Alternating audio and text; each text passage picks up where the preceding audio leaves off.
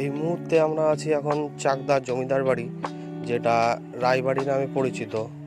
চলুন ভেতরে প্রবেশ করা যাক। এটি হলো ভবনটির মুখ্য দ্বার। আমরা ভেতরে ঢুকেই সামনে দেখতে পেলাম মস্ত বড় উঠোন, আর উঁচু ভিটের উপরে জড়চিহ্নভাবে দাঁড়িয়ে আছে পুরনো দেওয়ালগুলি। ঘরগুলিতে ঢোকার জন্য উঠোন থেকে 5টি সিঁড়ি উঠে গেছে ঘরের দিকে। দেখুন ঘরের ভেতরে এত সুন্দর হাতের কাজ, দেখলে মনে হয় যেন শিল্পীদের আঁকা কোনো ছবি। জমিদার বাড়িতে কিভাবে পৌঁছাবেন তার খুঁটিনাটি তথ্য বিষয় নিয়ে আমার আগের একটা ভিডিও আছে, তার লিংক এই ভিডিওর ডিসক্রিপশনে দিয়ে দিলাম।